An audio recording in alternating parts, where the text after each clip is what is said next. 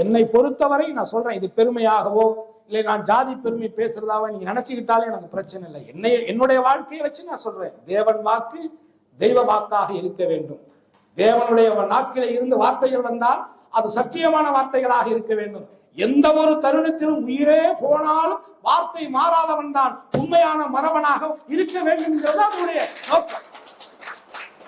இது பெருமைக்காக இல்லை, இருக்கு ஜெனட்டிக்னு ஒண்ணு இருக்கு. இல்ல எத்தனையோ 336 ஜாதி மக்கள் வாழக்கூடிய தமிழகத்துல தான் நீங்க நானும் வாழ்ந்துகிட்டு இருக்கிறோம். ஆக இந்த நடிகராக இருக்கக்கூடிய நான் இந்த சமுதாயத்தை சொல்லி நான் எங்கேயாவது உங்கள்கிட்ட ஏதாவது வசூல் பண்ணி கொடுத்துருக்கீங்களா? யாராவது ஒருத்தராவது எனக்கு வசூல் பண்ணி கொடுத்தேன்னு கை தூக்குங்க. இத்தனை வருஷம் கூட பயணம் பண்ணிருக்கீங்க. இல்லைன்னா நாங்க இந்த ஊர்ல புக்கு போட்டு வசூல் பண்ணி அண்ணனுக்கு இவ்வளவு கொடுத்தோம், யாராவது ஒருத்தனா சொல்லுங்க. எனக்கு உண்மையை சொல்லுங்க, இதுல என்ன இருக்கு? இருந்தா சொல்ல போறீங்க, எங்க இருக்கு? அப்போ இதுவரைக்கும் இந்த 16 ஆண்டு காலங்களாக நான் உழைத்து சம்பாதிக்கிற பணத்துலதான் என்னை சார்ந்த இந்த சமூகத்துக்கு என்னால என்ன செய்ய முடியுமோ அதுக்காக செஞ்சிட்டு இருக்கிறேன். ஆனால் எல்லாத்துக்கும் நீ வந்தாகணும் அப்படின்னா ஒரு நேரம் என்கிட்ட காசு இருக்கு, ஒரு நேரம் காசு இல்லையே, இல்ல வேலை இருக்கு, ஷூட்டிங் இருக்கு, பல லட்சங்களை போட்டு எடுக்கக்கூடிய தொழிலாச்சு, நினைச்சோன்னு விட்டுட்டு வர முடியாது.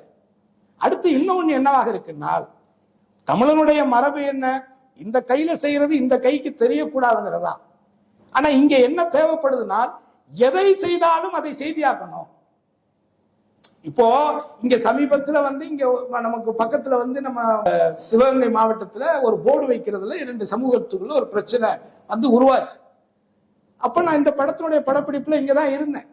அன்றைக்கு கூட இதே நம்ம செயலாளர் முத்துராமலிங்கம் அவருக்கு தெரிந்த அந்த பகுதியில் உள்ளவங்கள ஊரில் இருக்கக்கூடிய பெரியவர்களை விசாரணையின் பெயரில் அழைச்சி அங்க ஸ்டேஷன்ல வச்சிருக்கிறாங்க, அவங்க மேல நடவடிக்கை எடுக்க போறாங்கிற செய்தியை தம்பி சொல்லி நாம உயர் அதிகாரிகள்கிட்ட பேசி உடனடியாக அந்த ஊர் பெரியவர்களை விடுவிச்சாங்களா இல்லையா?